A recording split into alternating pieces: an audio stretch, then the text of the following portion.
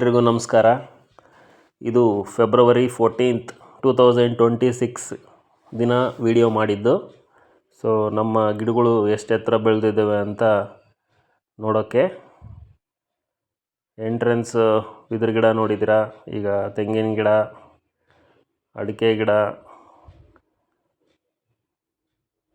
2026 ಜುಲೈಗೆ correct 4 ವರ್ಷ ಆಗುತ್ತೆ.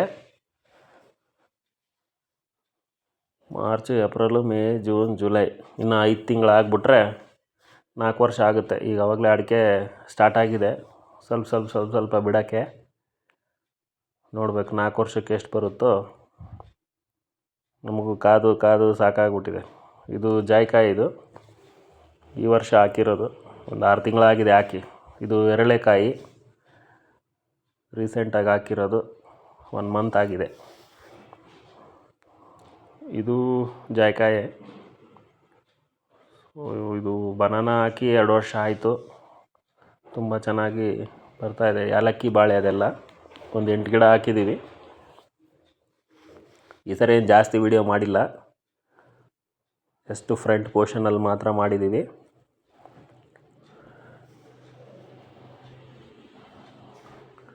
Next ಇದು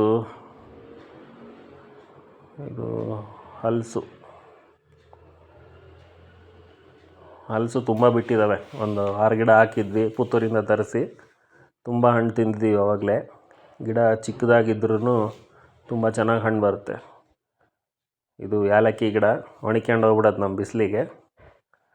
ಅದೇನು ಬರ್ತದೋ ಬರೋಲ್ಲ ಗೊತ್ತಿಲ್ಲ. ಹಾಕಿ ಈಗ ಆವಾಗಲೇ 2 ವರ್ಷ ಆಯಿತು. ಅವನು ಯಾರೋ ರೂಢೇನು ತೆಂಗಿನ ಗರಿ ಕಟ್ ಮಾಡಿಟ್ಟಾನ.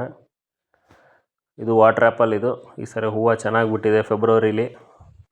ಸೊ ಮಾರ್ಚ್, ಏಪ್ರಿಲಿಗೆ ತುಂಬ ಹಣ್ಣು ಬರುತ್ತೆ. ವಾಟರ್ ಆ್ಯಪಲ್ ಗ್ರೀನ್ ಕಲರ್ ಅದು. ಇವು ಕರಿಬೇವು ಗಿಡ. ಇದು ಕರಿಬೇವು ಗಿಡ ಏನು ಹಾಕಿಲ್ಲ, ಸುಮ್ಮನೆ ಅವು ಪಕ್ಷಿಗಳು ಬೀಜ ಸಿಡಿಸಿ ಬಿಟ್ಟಿದ್ದಾವೆ. ಇದು ಪೇರಲೆ ಗಿಡ. ಇದು ಹಲಸು, ಪುತ್ತೂರು ಹಲಸು. ಇದು ಚೆನ್ನಾಗಿ ಬರ್ತಿದೆ. ಈ ಸರಿ ರಾಗಿ ಹಾಕಿದ್ದೀವಿ. ಟೋಟಲ್ 81 ಲೈನ್ ಇದ್ದಾವೆ. ಸೊ ಬಾರ್ಡರ್ ಲೈನ್ ಸೇರಿದರೆ 83 ಆಗುತ್ತೆ. ಒಂದು 70 ಲೈನಿಗೆ ರಾಗಿ ಹಾಕ್ಬಿಟ್ಟಿದ್ದೀವಿ ಮಧ್ಯ ಗ್ಯಾಪಲ್ಲಿ. ಸೊ ಈ ಸರಿ ಬಿಸಿಲೆಲ್ಲ ಜಾಸ್ತಿ ಇರುತ್ತಲ್ಲ, ಸೊ ಹಂಗಾಗಿ ಭೂಮಿ ಜಾಸ್ತಿ ಕಾವಾಗಬಾರ್ದು ಅಂತ ಹೇಳ್ಬಿಟ್ಟು ಫುಲ್ ರಾಗಿ ಹಾಕ್ಬಿಟ್ಟಿದ್ದೀವಿ. ಸೊ ಚೆನ್ನಾಗಿ ಬಂದಿದೆ ರಾಗಿ. ಇದು ಲೆಮನ್ ಗ್ರಾಸ್. ಅದು ಇದು ತುಳಸಿ, ಕರಿ ತುಳಸಿ. ಇದು ಪಾನ್ ಮಸಾಲ. ಲಾಸ್ಟ್ ಟೈಮ್ ಹೇಳಿದ್ದೆ, ಪಾನ್ ಮಸಾಲ ಲಾಲ್ಬಾಗಲ್ಲಿ ತೊಗೊಂಡಿದ್ದು. ಆ ಎಲೆ ತಿಂದರೆ ಸೇಮ್ ಪಾನ್ ತಿಂದಂಗೆ ಆಗುತ್ತೆ ನೋಡಿ. ಇದು ಲೆಮನ್ ಗ್ರಾಸ್, ಒಂದೇ ಒಂದು ಗಿಡ ಹಾಕಿರೋದು. ಯಾರನ್ನ ಲೆಮನ್ ಟೀ ಕುಡಿಯೋರಿದ್ದರೆ ಕೊಡೋಕ್ಕೆ. ಇದು ಅಂಜೂರ ಗಿಡ. ಇದು ಸ್ವಲ್ಪ ರಫ್ ಇರುತ್ತೆ, ಬಟ್ ಆದ್ರೂ ಪರವಾಗಿಲ್ಲ. ರೆಡ್ ಆಯಿತು ಅಂದರೆ ಸ್ವೀಟ್ ಇರುತ್ತೆ. ಸೊ ಈಗ ಇನ್ನೊಂದು ಸ್ಟೋರ್ ರೂಮ್ ಮಾಡ್ತಾಯಿದ್ದೀವಿ. ನೆಕ್ಸ್ಟು ಅಡಿಕೆ, ತೆಂಗು ಎಲ್ಲ ಬಿಟ್ಟರೆ ಇಲ್ಲಿ ಸ್ಟಾಕ್ ಮಾಡ್ಕೊಳ್ಳೋದಕ್ಕೆ ಇನ್ನು ವರ್ಕ್ ನಡೀತಾ ಇದೆ.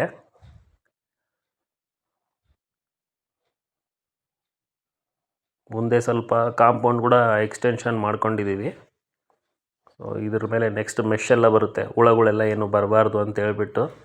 ಸೊ ಸ್ಕ್ವೇರ್ ಮೆಶ್ ಹಾಕಿ ಮತ್ತೆ ಅದಕ್ಕೊಂದು ಮಸ್ಕಿಟೋ ಮೆಶ್ ಹಾಕ್ಬಿಟ್ರೆ ಈಗ ನೆಕ್ಸ್ಟ್ ಬೇಸಿಗೆ ಕಾಲದಲ್ಲಿ ಆರಾಮಾಗಿ ಹೊರಗಡೆನೇ ಒಂದು ಮಂಚಕ್ಕೆ ಮಲ್ಕೋಬೋದು. ಸೊ ಇಲ್ಲಿ ಮೆಶ್ ವರ್ಕ್ ಇನ್ನು ನಡೀತಾ ಇದೆ, ಪೇಂಟಿಂಗು ಎಲ್ಲ. ಸೊ ಅದಾದಮೇಲೆ ನೀಟಾಗಿ ವೆಲ್ಡಿಂಗ್ ಮಾಡಿ ಮುಗಿಸ್ಬಿಡೋದು. ವರ್ಕ್ ನಡೀತಾ ಇದೆಯಲ್ಲ, ಸೊ ಇದೆಲ್ಲ ಮೆಟಲ್ ಪಾರ್ಟ್ಸ್ ಎಲ್ಲ ಹಂಗೆ ಇದೆ ನೋಡಿ. ರಾಗಿ ಎಷ್ಟು ಚೆನ್ನಾಗಿ ಬಂದಿದೆ. ನಾವು ಡಿಸೆಂಬರ್ ಎಂಡಲ್ಲಿ ರಾಗಿ ಬೀಜ ಹಾಕಿದ್ದು. ಈಗ ಪರವಾಗಿಲ್ಲ, ಸ್ವಲ್ಪ ಚೆನ್ನಾಗಿ ಬಂದಿದೆ. ಇದು ನೆಲ್ಲಿಕಾಯಿ ಗಿಡ, ಚಿಕ್ಕ ನೆಲ್ಲಿಕಾಯಿ. ತುಂಬ ಚೆನ್ನಾಗಿ ಬಂದಿದೆ ನೆಲ್ಲಿಕಾಯಿ ನೋಡಿ, ಎಷ್ಟು ಚೆನ್ನಾಗಿದೆ. ಸೊ ನೆಲ್ಲಿಕಾಯಿ ತಿಂದರೆ ಆಯುಷ್ ಜಾಸ್ತಿ ಆಗುತ್ತಂತೆ. ಸೊ ದಯಮಾಡಿ ನೆಲ್ಲಿಕಾಯಿನ ತಿನ್ನಿ, ಹುಳಿ ಇದೆ ಅಂತ ಬಿಡಬೇಡ್ರಿ. ಸಿಕ್ಕಾಗ 1-2 ತಿನ್ನಿರಿ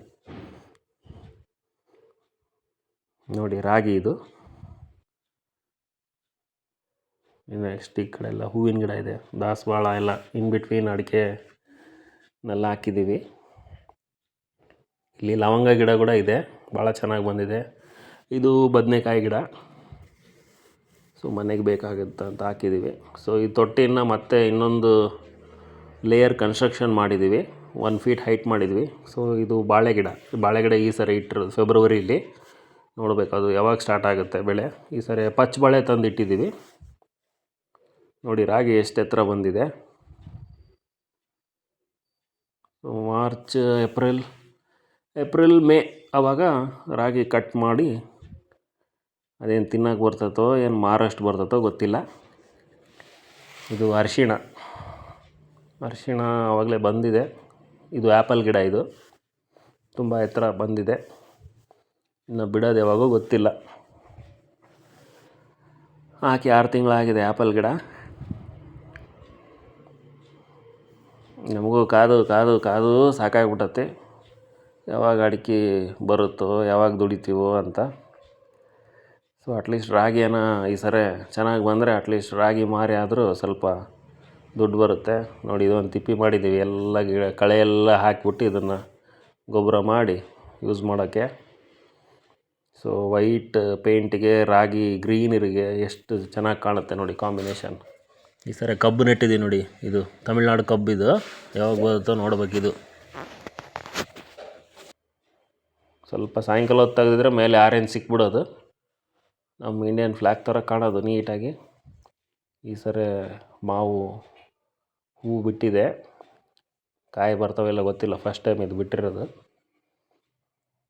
ಬರೀ ಕಳೆನೇ ಜಾಸ್ತಿ ಬರುತ್ತೆ.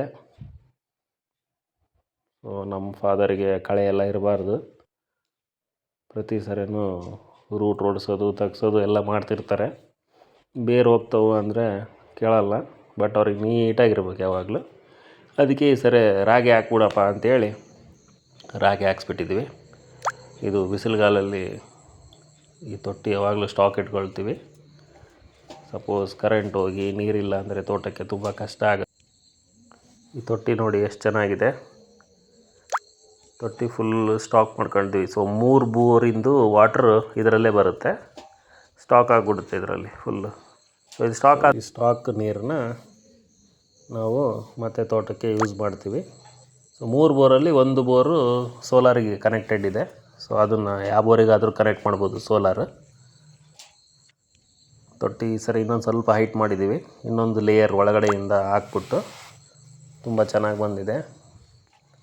ಸೊ ಈಗ ಡಬಲ್ ಪ್ರೊಟೆಕ್ಷನ್ ತೊಟ್ಟಿ. ಸರಿ ಕನ್ಸ್ಟ್ರಕ್ಷನ್ ಡಬಲ್ ಮಾಡಿರೋದ್ರಿಂದ ಈ ತೊಟ್ಟಿನ ಸ್ವಲ್ಪ ಜಾಸ್ತಿ ಕಾನ್ಸಂಟ್ರೇಟ್ ಮಾಡ್ತಾ ಇರೋದು. ಓಕೆ, ಜೈ ಹಿಂದ್.